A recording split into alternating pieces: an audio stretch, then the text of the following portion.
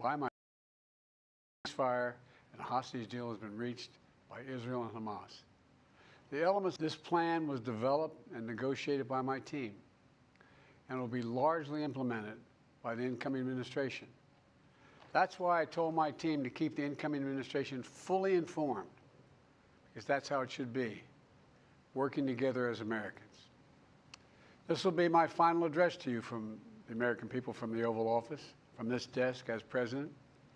And I've been thinking a lot about who we are and maybe more importantly, who we should be. Long ago in New York Harbor, an ironworker installed beam after beam, day after day. He was joined by steel workers, stonemasons, engineers. They built not just a single structure, but a beacon of freedom. The very idea of America was so big, we felt the entire world needed to see. The Statue of Liberty, a gift from France after our Civil War. Like the very idea of America, it was built not by one person, but by many people, from every background and from around the world. Like America, the Statue of Liberty is not standing still. Her foot literally steps forward atop a broken chain of human bondage. She's on the march, and she literally moves. She was built to sway back and forth to withstand the fury of stormy weather, to stand the test of time because storms are always coming. She sways a few inches, but she never falls into the current below. An engineering marvel. The Statue of Liberty is also an enduring symbol of the soul of our nation, a soul shaped by forces that bring us together and by forces that pull us apart. And yet, through good times and tough times, we've withstood it all. A nation of pioneers and explorers, of dreamers and doers, of ancestors native to this land, of ancestors who came by force, a nation of immigrants who came to build a better life, a nation holding the torch of the most powerful idea ever in the history of the world, that all of us are created equal, that all of us deserve to be treated with dignity, justice, and fairness, that democracy must defend and be defined and be imposed, moved in every way possible. Our rights, our freedoms, our dreams. But we know the idea of America, our institution, our people, our values that uphold it are constantly being tested.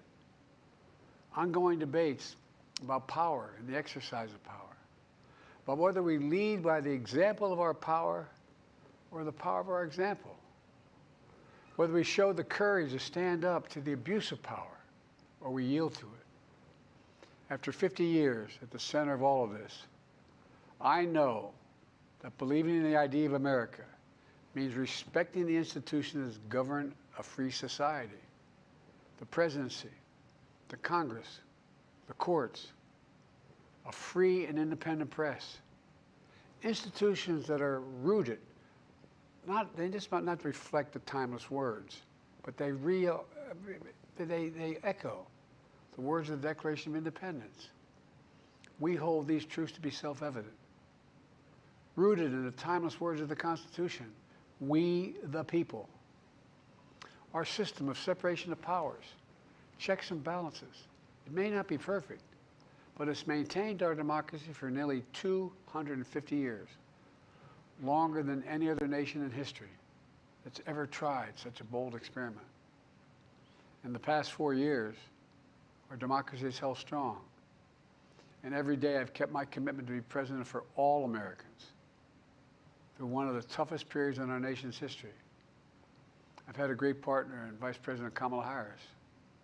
It's been the honor of my life to see the resilience of essential workers getting us through a once-in-a-century pandemic, the heroism of service members and first responders keeping us safe, the determination of advocates standing up for our rights and our freedoms instead of losing their jobs to an economic crisis that we inherited. Millions of Americans now have the dignity of work. Millions of entrepreneurs and companies creating new businesses and industries, hiring American workers, using American products. And together, we've launched a new era of American possibilities. One of the greatest modernizations of infrastructure in our entire history, from new roads, bridges, clean water, affordable high-speed internet for every American.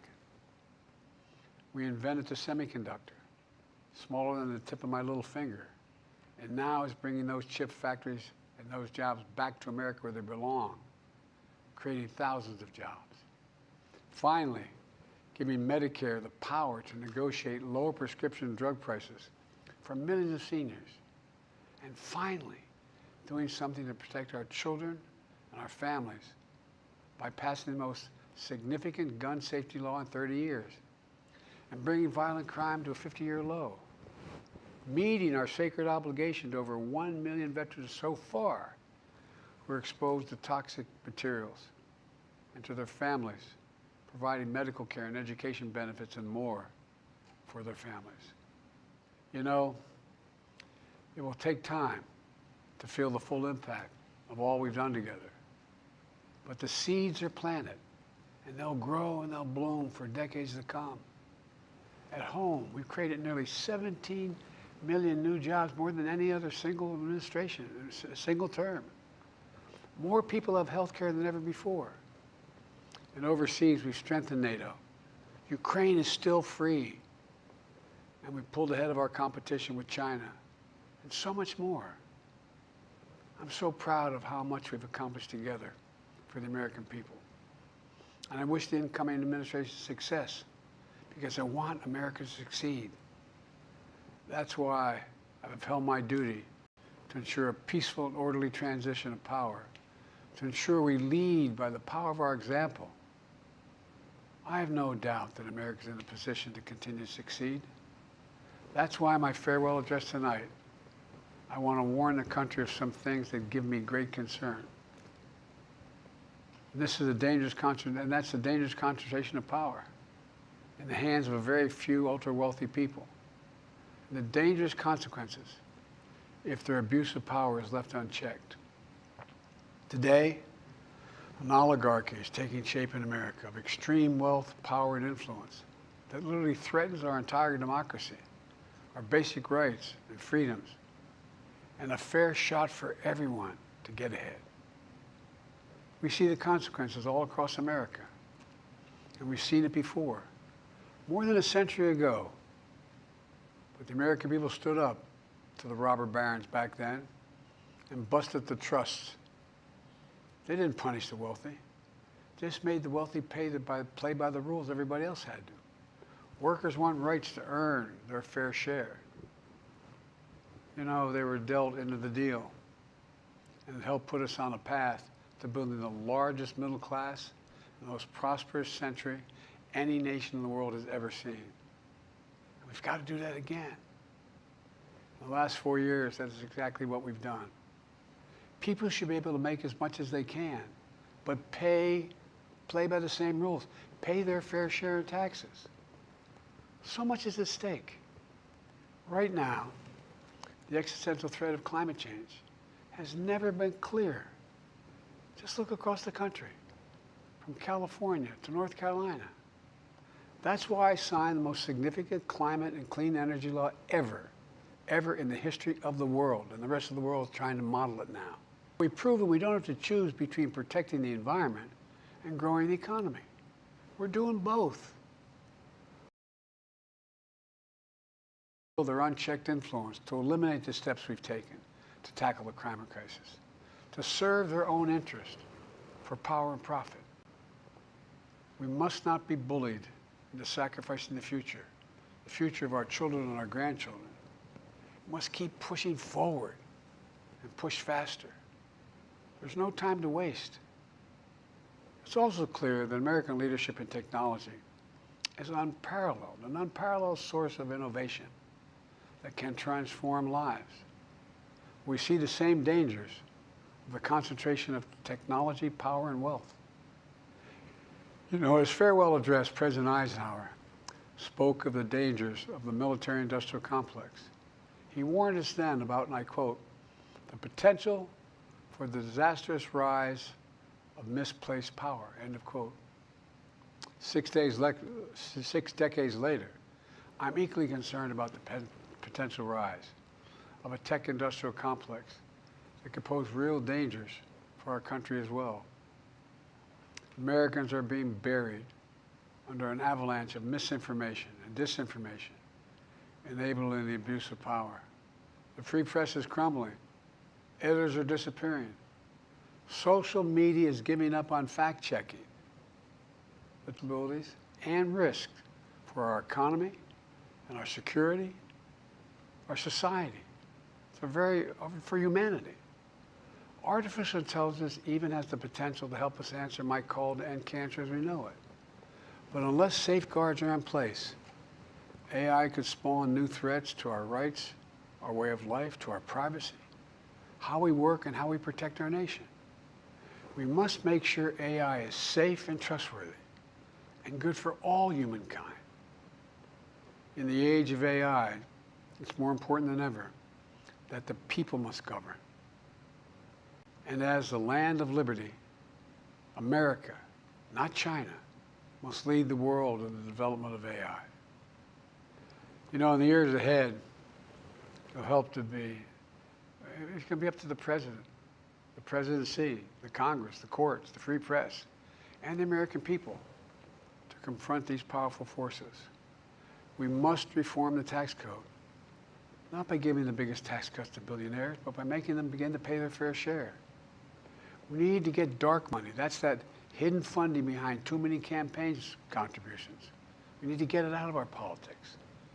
We need to enact an 18-year term limit, time and term, for the strongest ethics reforms for our Supreme Court.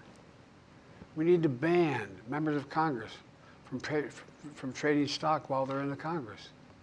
We need to amend the Constitution to make clear that no president is immune from crimes that he or she commits while in office. The president's power is not limited. It's not absolute, and it shouldn't be. And in a democracy, there's another danger to the concentration of power and wealth. It erodes a sense of unity and common purpose. It causes distrust and division. Participating in our democracy becomes exhausting and even disillusioning. And people don't feel like they have a fair shot. We have to stay engaged in the process. I know it's frustrating. A fair shot is what makes America, America. Everyone's entitled to a fair shot. Not a guarantee, but just a fair shot. An even playing field. Going as far as your hard work and talent can take you. We can never lose that essential truth, remain who we are. I've always believed, and I've told other world leaders, America can be defined by one word: possibilities. Only in America do we believe anything is possible. Like a kid with a stutter from modest beginnings in Scranton, Pennsylvania, and Claremont, Delaware, sitting behind this desk in the Oval Office as President of the United States. That's the magic of America. It's all around us. Upstairs in the residence of the White House, I've walked by a painting of the Statue of Liberty I don't know how many times. In the painting, there are several workers climbing on the outstretched arm of the statue that holds the torch. It reminds me every day I pass it of the story and soul of our nation and the power of the American people. There's a story of a veteran. This is a veteran, the son of an immigrant, whose job was to climb that torch and polish the amber panes so rays of light could reach out as far as possible. He was known as the keeper of the flame. He once said of the Statue of Liberty, quote, speaks a silent universal language, one of hope that anyone who seeks and speaks freedom can understand.